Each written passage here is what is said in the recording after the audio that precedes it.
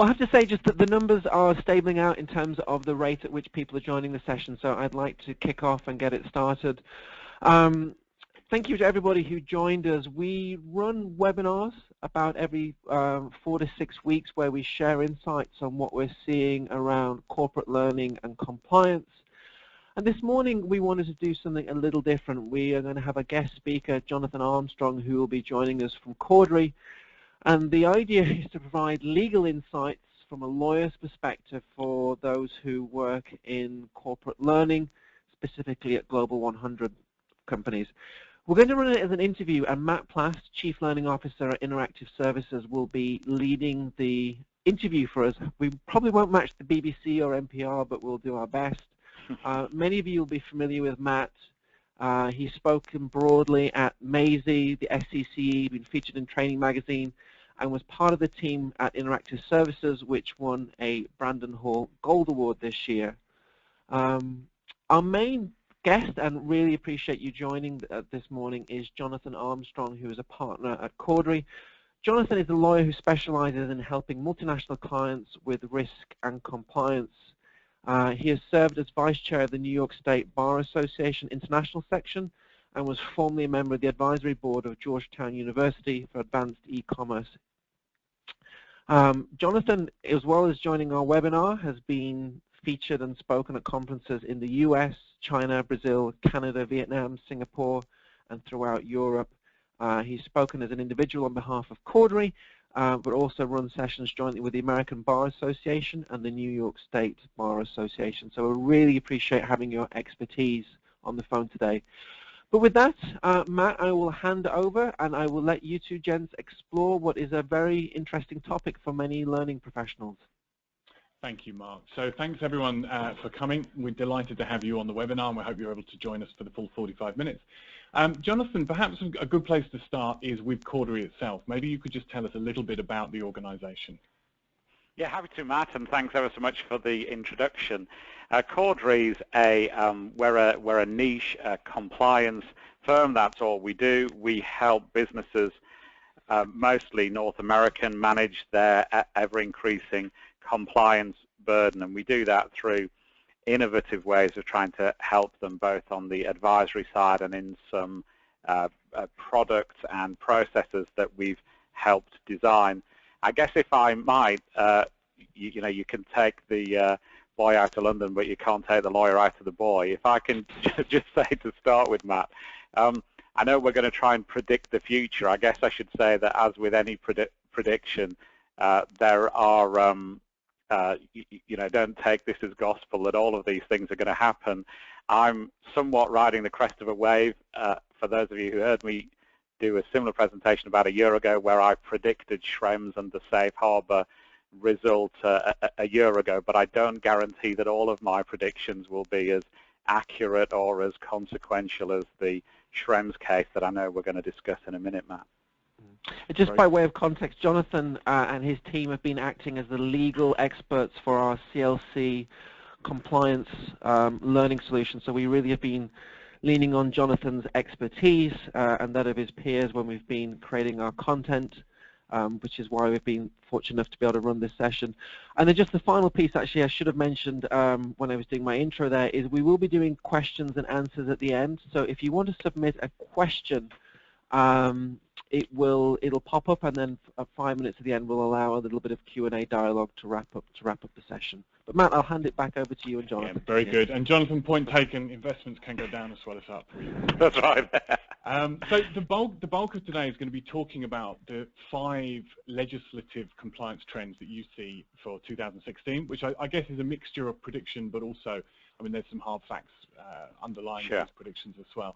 And then we're going to look at a few other areas and just ask some questions around what kind of training would satisfy a regulator, what kind of training records do we see appearing in court, what is the cadence we should be thinking about for updating compliance training, and how can you ensure an effective legal review. But really the bulk of today is around these trends that we're seeing. We have too many people on the phone to turn this into a dialogue with everyone who's here, but as Mark says, we will take questions, and of course we can do a follow-up afterwards. So the 5, before I sort of move into asking you to talk on each of these, Jonathan, the 5 trends are, in terms of headlines: globalization, privacy, internal investigations, the use of social media, and of course supply chain. And the first one that we're going to be looking at is the globalization of compliance. So traditionally, multinationals only had to interface with their home regulator, and we know this is no longer the case. This has been a trend that's been running for a while. But I'd be interested to know, coming into 2016, how do you see compliance globalizing at this point in time? Yeah, thanks very much for that, Matt. I mean, one prediction I will pin my hat on is that we are going to see a much tougher compliance environment, and I think that's been true year on year, certainly since I was a lad, really. I think we're going to see certainly more bribery prosecutions increasing. Traditionally, in the last 5 or 6 or 10 years, the US has definitely been shouldering the load on that as far as the international enforcement of anti-corruption legislation has been concerned. I think we're seeing other countries step up to the plate and share the burden. Obviously the UK with the Bribery Act, and with some things that the UK government have done in the last few months in terms of prosecuting under Section 7 of the Act and this new unit to look at extraterritorial reach of the bribery legislation. And I think we're seeing interesting moves in places like Germany and Canada as well. As far as the league tables are concerned, and the last time I took a look, the enforcement tables were showing it was still the US well in the lead, but the gap between those sort of second and third places, the UK and Canada in terms of internationalization of prosecutions, was narrowing. And it's certainly the case that prosecutors are cooperating more internationally. Some of those prosecuting authorities that you never really saw around the table are playing a real part. I think the majority of the UK's prosecutions under our legislation, for example, in the last year or so, have specifically named the Swiss authorities as cooperating. And one of my predictions will be that we'll see a rise of Swiss involvement in the move against corruption. Now, obviously, that's going to be involved in some very high-profile cases like FIFA would spring to mind, but I think we're going to see it in smaller cases as well. Why? Because traditionally, Switzerland has been regarded as a place where money goes to be laundered, and I think that there's a move to try and ask the Swiss banks in particular to be good corporate citizens, and they're certainly getting more and more involved in prosecutions. For US corporations, of course, that's consequential, because whilst I'm not suggesting in any way that any of the people on the line here will be involved in bad practice, many US corporations have traditionally used Switzerland as a hub for their European or their international operations, and obviously if Switzerland are going to become a more active player, then I think there will be some cultural change amongst the corporate community there. The other thing we're seeing is that there's certainly a need to investigate in a sensitive way to local laws and practices. Obviously, the trend we're going to talk about in a moment is data privacy. Data privacy laws are increasing, but data export laws are also increasing as well. We've got this model that originated in France, was exported to some extent to Switzerland, on protecting domestic corporations from the reach of the US authorities when punishing compliance. And we're seeing that being used as a model by others, for example, President Putin, in introducing new laws into Russia. And at the same time, we're seeing prosecutors around the world want investigations to be done properly, and we'll talk a little bit about that in another of the trends. But the way in which I've heard it said by a prosecutor is, if ever we see your fingerprints on an investigation, then you're responsible as well. And then two other trends, I think, that come under this heading of globalization of compliance. We're seeing what the technical term is carbon copy prosecutions. I think they're sometimes misnamed, but they're both consecutive and concurrent investigations. So concurrent investigations, the likes of LIBOR, for example, when there is a long queue of regulators and prosecutors tripping over themselves to get to the company that's alleged to have done bad things first. But we're also seeing consecutive prosecutions For example, I was observed a case to do with corruption in Nigeria, where the participation from the Nigerian authorities in getting at the bad guys was underwhelming, to say the least. When the UK authorities successfully prosecuted and it came to seizing the proceeds of that crime, the Nigerian authorities were first in the queue to say that they should have a payout. And why that's consequential again for corporations on the phone here, even if they're good corporate citizens, is the ability for a corporation to put the end to allegations has very much changed in the last few years. In cases like Siemens, obviously there was a simultaneous settlement, more or less, with the Munich authorities and the US authorities, and Siemens could have hoped, I think, at that time to have put those troubles behind them with this so-called global deal that put an end to the bribery allegations. But since then, we've seen settlements with the Greek authorities, for example, who've used some of the evidence disclosed as part of that German-US settlement to bring their own prosecutions. And so I think the media never forgets these stories. Unfortunately, some businesses, no matter how many times they've changed management, will always be known as former bribe payers. And my worry is that often those businesses become a perpetual target for countries or prosecutors or regulators that need a quick win and to be shown to be tough with this increased pressure from the OECD and other bodies to get to chalk up runs on the board in terms of prosecutions.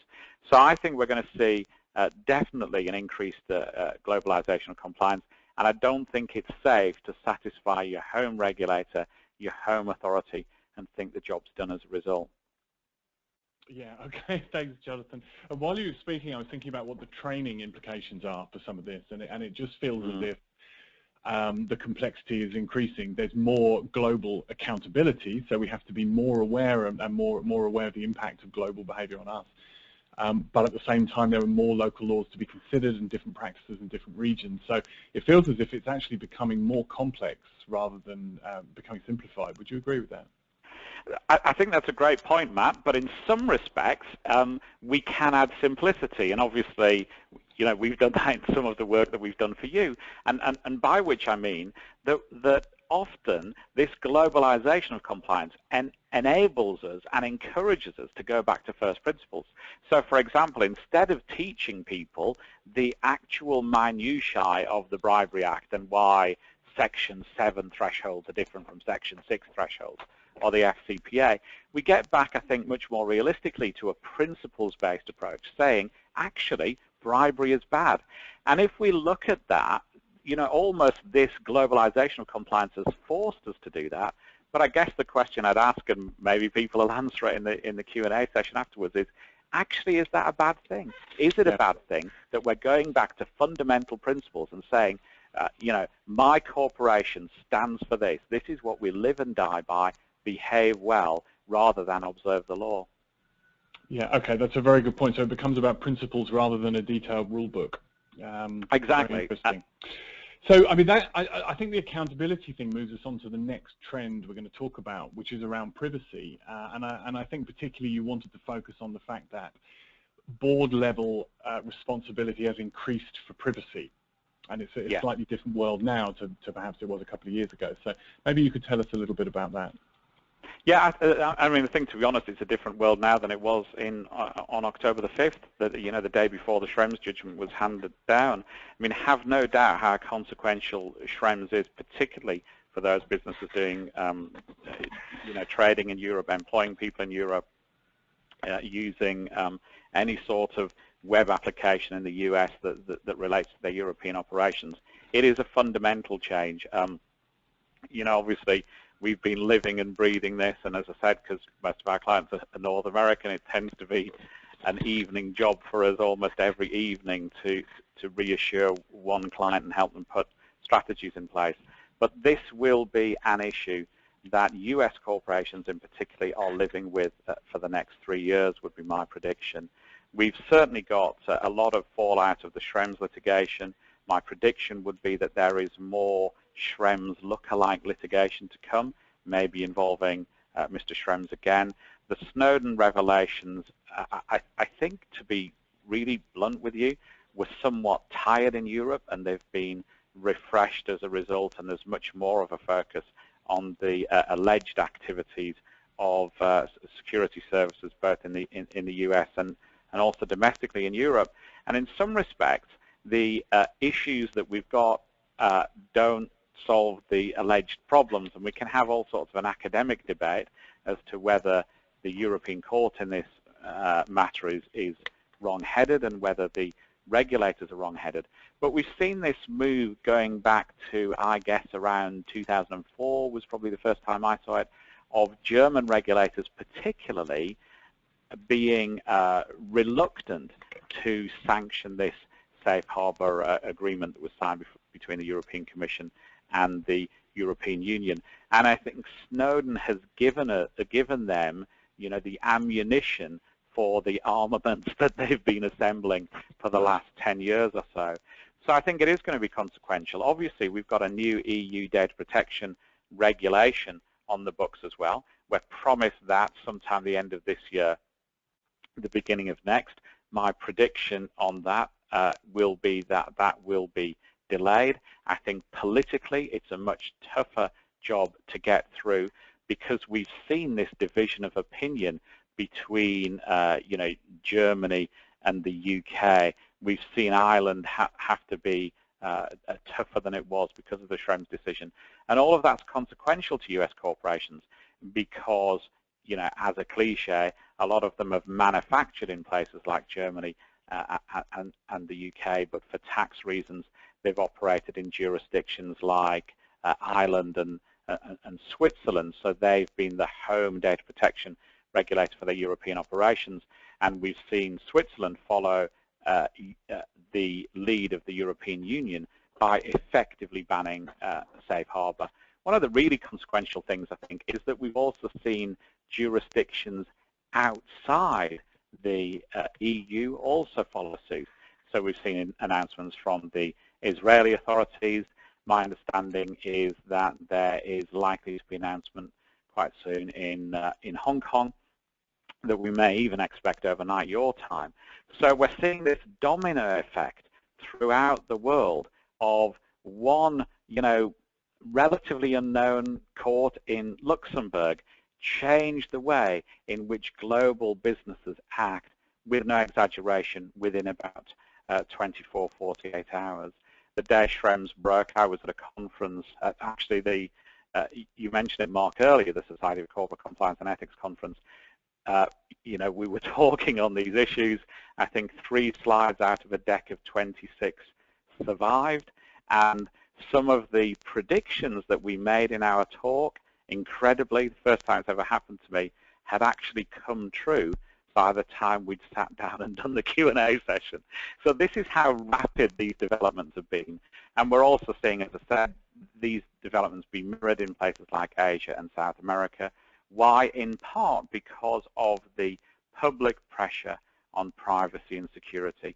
People all of a sudden care more about their privacy and security. From my experience, in terms of things like phishing, in terms of things like identity theft, people often don't care the least about it until they've lost it. I guess it's a little bit like liberty in that respect. But I think we are seeing a seismic change in people's attitude to data protection, and we are seeing prosecutors and regulators respond to that public pressure. We were also seeing that at the training table as well. We do roundtable panel discussions face-to-face here in New York, and if you look through the subjects that training is being asked to refresh, to update, to strengthen, data privacy is the theme that keeps coming up. I think a few years back it was anti-bribery, and that goes through from updating data privacy to reflect what employees need in their day-to-day role, and then also thinking about how data privacy can be blended throughout an entire curriculum. We've thought historically about teaching our corporate values throughout a new hire program, but we're beginning to even see that the principles of data privacy being threaded throughout training and messaging has become so critical. Yeah, I think that's very interesting. And I think it is, again, one of these fundamental cornerstones that corporations are having to adopt. Yeah, and I wonder, Jonathan, whether you think that this is another instance in which we can return to first principles for training, or whether, considering this is such a hot topic right now, we really do need to focus on detailed behavioural instruction. I think, to be honest, for some corporations, unfortunately, they're going to have to do both, because there is this divergence. You know, it's always a myth that Europe has a data protection system. It doesn't. It's very granular. So each EU member state has its own worries and its own concerns. You know, the cliche I often say is that in the UK, we don't mind whether anybody knows whether we're in a trade union or not, and we jealously guard our sex lives. In France, from the president down, the opposite applies. The opposite. But we're also seeing in the last week or so these divisions within countries as well.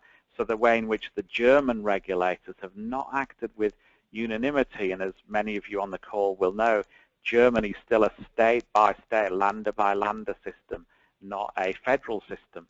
So we're seeing these divisions within Europe become more and more pronounced. And as a result, I think we're going to have to train people on general principles, absolutely. But we're sometimes going to have to do micro-training as well. So if you're in the north of Germany, you may actually have to be programmed to get different training than if you're in Frankfurt or Munich. So we are going to see this principles-based approach, but also because it's a statutory requirement in some jurisdictions, we're going to see very granular training as well. Very interesting. So I think we move on to the third trend, and this was something that interested me when we talked about it before we ran this webinar, this idea that when it comes to your internal investigations, particularly the methods that are used, to some extent we can no longer say that the end justifies the means. We have to be a lot more accountable for the methods that we use with our internal investigations. So I'd be interested to hear you talk through that idea. Yeah, so this is a slightly weird concept, but the trend that I'm seeing is a requirement from regulators and prosecutors that investigations into unlawful behavior must be conducted lawfully. So I think we're seeing an increased focus on internal investigations and their efficacy, the proportionality of investigations, and how laws are being respected. And partly that's because there's a move towards prosecuting individuals, and the track record of prosecuting individuals around the world for compliance bad behavior is not great. As a general rule, they tend to find lawyers who will look at procedural objections and/or persuade a jury that they are the David and the state is the Goliath. So I think as a result, we're seeing prosecutors focus much more on the way in which investigations are conducted. So to give you one case, there's a case called Dardala, for example, in the UK, where the judge took the case away from the jury because he wasn't satisfied, it seems, in the way in which the internal investigation had been conducted, and obviously that's consequential for the company as a result. We're seeing, I think, the need to train investigators specifically. Many of those that I see that cause issues come from a law enforcement background. That's not to throw stones at people, but it's just to say that the powers and processes that apply in a law enforcement environment are very different from in a corporate environment. So we see that in cases like the Deutsche Bahn case. For those of you who aren't familiar with it, Deutsche Bahn, obviously the state railway operator in Germany, but also through subsidiaries like DB Schenker, a significant employer in the US, in the UK, and Russia, and across Europe. They did an investigation into some alleged corruption on behalf of some of their employees. The investigation got a little out of hand, that's a British understatement by the way, and investigated more than 100,000 employees, suppliers, sucked their emails into the system, etc. The result of that case, I believe, is that only one entity was fined, and that was Deutsche Bahn for the way in which they conducted the investigation by the Berlin privacy regulators. We've had a broadly similar case in some respect involving Renault. Renault were looking into the leak of some technology. Their head of corporate investigations, a former, I believe, member of the French Secret Services, conducted the investigation perhaps in the way he might have conducted the investigation when he was employed by government. He allegedly paid bribes to a Swiss banker to get details of bank accounts. He based his investigation on the basis of some of that evidence he'd obtained, and Gevray, the investigator concerned, was caught, I believe, at an airport trying to flee the jurisdiction when holes appeared in the investigation he was doing. Very consequential for Renault. It involved the CEO and the COO forsaking their annual bonuses as an act of contrition. And again, as with Deutsche Bahn, senior people lost their jobs because of the way in which the investigation was conducted. I guess the other point to say is that, of course, Schrems makes all of this much, much harder. And so to give you a very brief example of this, if I was looking, let's say, at corruption in Austria, traditionally I probably would have used Safe Harbor to move details of that investigation back to corporate HQ in the US. Obviously, Safe Harbor's dead, so I can't do that. So what can I do instead? Can I use binding corporate rules? That's one of the other methods. Well, no, I can't, because the lead time's too great. It's unlikely that any investigation would stall for that long. So can I use contractual clauses to justify that transfer?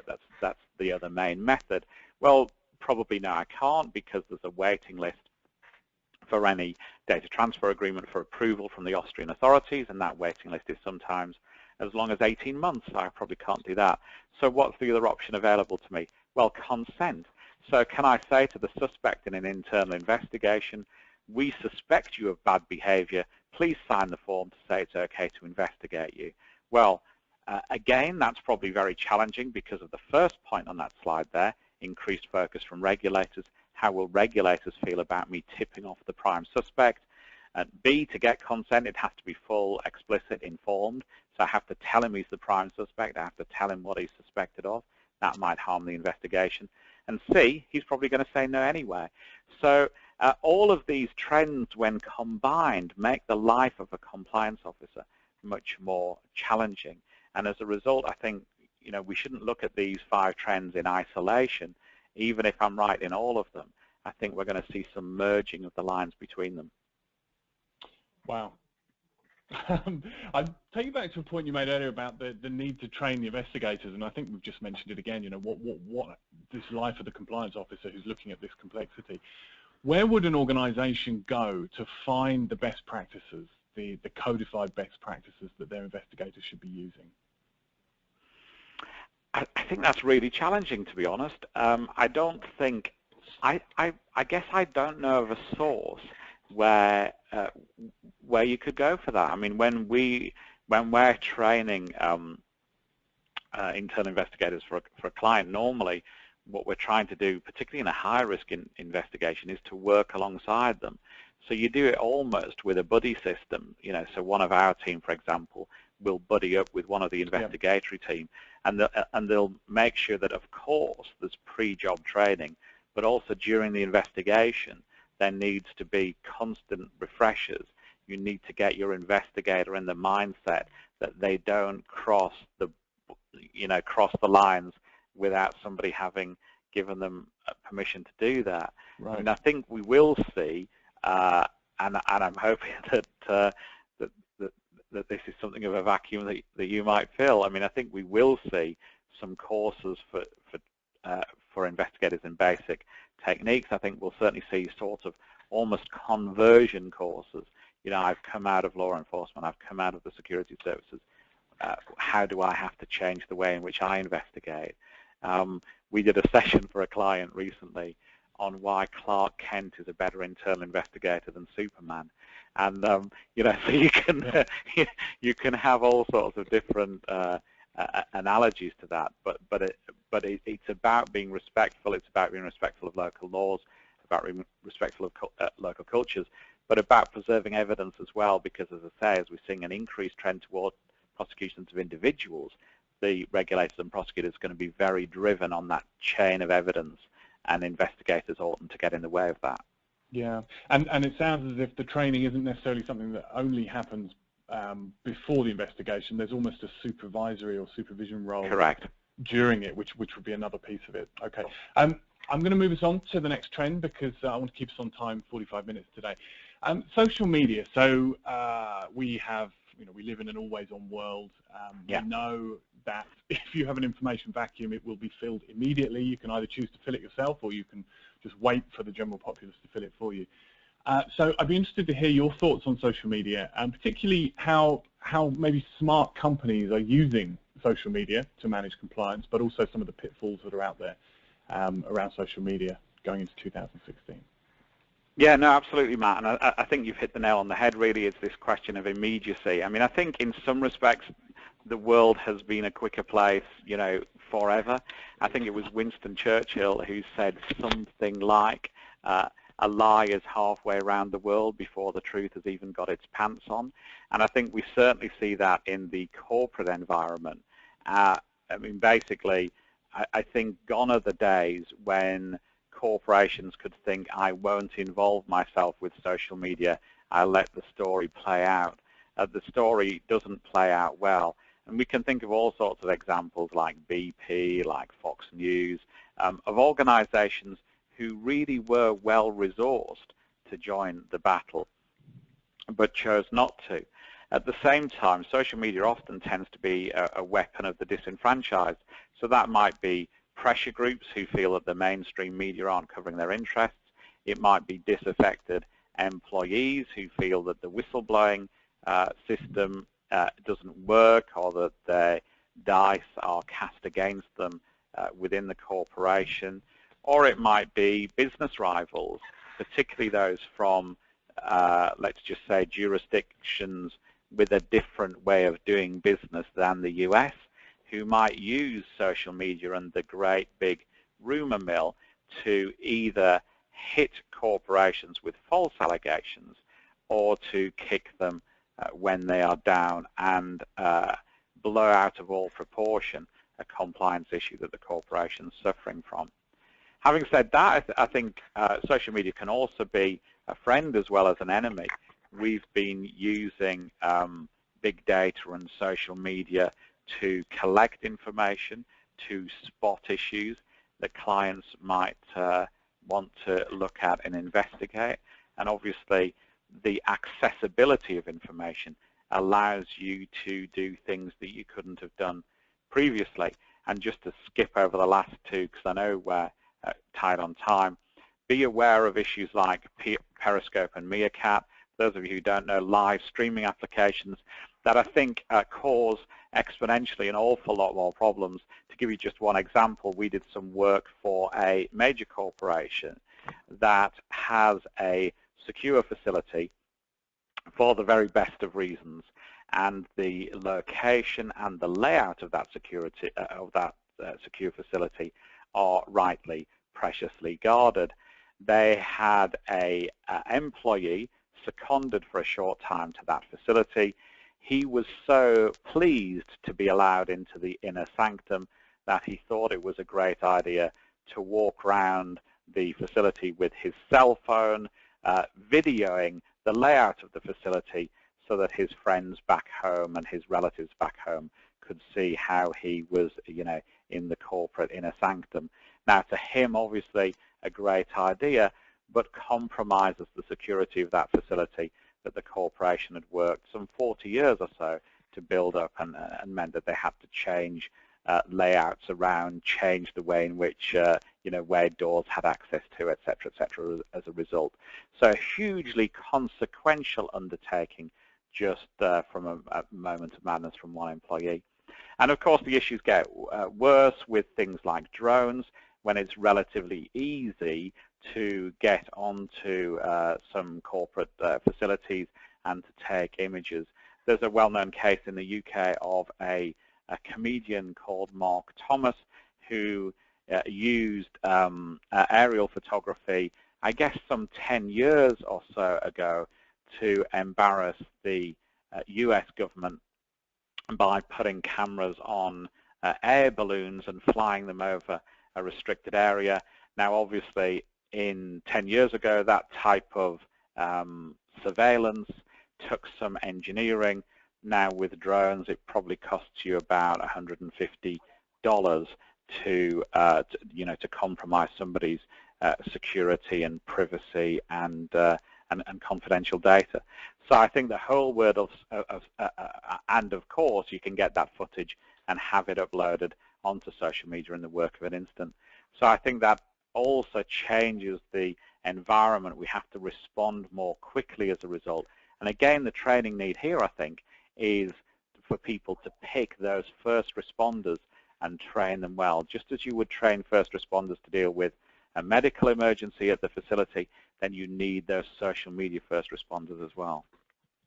Yeah, that's very interesting. And I do know that when we've put together social media training courses in the past, the focus has been very much around reputation, which I suppose we are talking about now. But it's been very much the individual actions of the employee and how they share information on their sites. And really the risk has been you risk losing your job, you risk damaging our reputation. But there hasn't been a huge amount about malicious intent. And I think what I'm hearing from you today is there's an increase in this idea of people deliberately trying to use social media as a way of tailgating their way into an organization to look around it to discover new information. So, perhaps the threat has increased somewhat. Yes, yeah, I absolutely think so. And sometimes just because they can. And sometimes just because they can. So I think it'd be interesting to have a look around. Yeah. So I think we'll move on to the fifth. We are running a little short of time, but I think the trends was the most important part of this presentation. So I'm very happy if we kind of leave the other questions for a follow-on session. The last piece we're going to talk about is supply chains. Now, it goes back to what we said about globalization earlier. There is an increased responsibility for organizations to have their arms around their entire supply chain. Supply chains are global these days, and we're expected to supervise all the people that we do business with.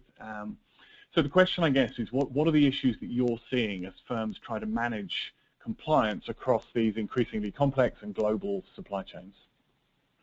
Yeah, I think you've hit the nail on the head again, Matt. I mean, I think it's one of these things where there is an increasing dependence by multinationals on their supply chain and also their sales chain.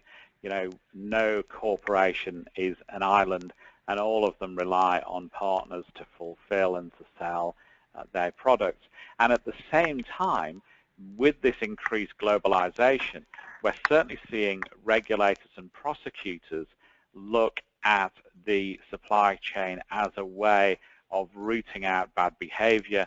And, for example, in the UK bribery legislation, this associated person liability.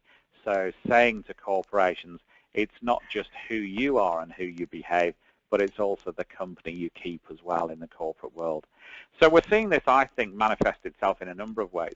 We're seeing a rise in transparency legislation. So the type of legislation that's hitting oil, gas, extractive industries, for example. There's a real trend of saying to them, you must behave as good corporate citizens, and you must make sure that everybody you do business with does the same as well. Similarly, with modern slavery legislation, obviously, as you know, the UK legislation's imminent. We've done an awful lot of work here on modern slavery and on people's statements and policies and procedures and processes. Obviously, in California, we've got similar legislation as well. My prediction is we're going to see that in other jurisdictions in the next year or so. And then, as I said, bribery and corruption, where there's an increased willingness of prosecutors to hold corporate hands in the fire for the sins of those that they have done business with. And because, I guess, they realize that it's hard for a prosecutor in Manhattan to directly supervise an agent in Afghanistan, it's easier to knock on the door of that corporation who's headquartered within a mile and tell them they've got to do that job and they've got to be responsible for the tentacles of their organization around the world. The other thing that I see particularly as an issue is, I think, partly because the FCPA has been top of that prosecution league table I talked about for so long, that there's been a real focus on sales, on selling, because the FCPA tends to be almost a sales-dependent piece of legislation. But we're seeing the new wave of bribery legislation in places like the UK and places like Sweden concentrate on giving and receiving. So we're seeing that increased focus on procurement, and there are many, many more procurement cases around as a result. I would say more than half the UK cases in the last year concern procurement, not just sales. So it's not just only watching out how your sales guys are selling, but watch out how your procurement guys are procuring. Are they taking a kickback? Is all of that above board? And again, the training focus there is spreading that good training out to those different constituencies within the business. Yeah. Okay. So again, the same message. You know, it's getting more complex. There are more eyes on us, and we have more accountability throughout the supply chain. So, Jonathan, that was fascinating. I do want to keep us pretty much to time. I think, Mark, have we had any questions come in? The big question that we see a couple of people have asked is which regulators are the most active? Obviously, for international business on the phone, there's a whole slew of different regulators to keep happy. But just to wrap up, if you could take a few moments just to speak about which regulators you see as being the most important. I think we still see the US is winning on the numbers game. I don't think that's unusual because they're well resourced. I was in Brazil last week. You know, places like Brazil are putting in an enormous amount of resource into their fight against corruption. It's a political vote winner in many parts of the world. You know, the Argentinian election, I believe, that we're going through at the moment, I believe corruption's been a heavy focus of that. So a lot of the corruption legislation is breaking out from you know, the usual suspects prosecuting and investigating to it becoming truly a worldwide campaign. And as I've said, we are, however, seeing, you know, repeated involvement of the Swiss, of the UK, of Canada, of Germany, in this almost this global coalition of the willing, if you like. So I think they're the jurisdictions that we're likely to see most in 2016, but equally don't rule out anybody else, because governments know that fighting corruption, fighting bad behavior is a vote winner, and it's also an income generator. So like we've seen in the Siemens case in Greece, you know, if I'm Greece and I need a new computer system and I can't afford it, why not ask Siemens to pay for that in lieu of a fine?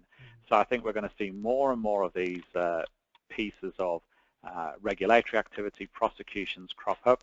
I think we're also going to see more civil actions next year as well. Wow. I was going to say a huge thank you to Jonathan for sharing some great insights, and Matt, that was a really informative interview. One thing just to wrap up with, the areas that we looked with at the end here in terms about providing training records to regulators, what happens in courts, when to update your compliance training, it will vary depending upon what industry that you work in and what subject area you're responsible for. So the implications for an anti-money laundering training program are very different from a workplace conduct program. If you would like to speak with us and Jonathan about the specifics of this, where training crosses over into the area of legal, we'd be happy to speak with you one-on-one, just to make sure that if training does hit the road in a court case, that you've done everything to prepare and look after your organization. So by all means, reach out to us. But to wrap up, I really would like to thank everyone who participated this morning. It's been a super session, and I, for one, certainly got a lot out of it. Thank you. Thanks, everybody.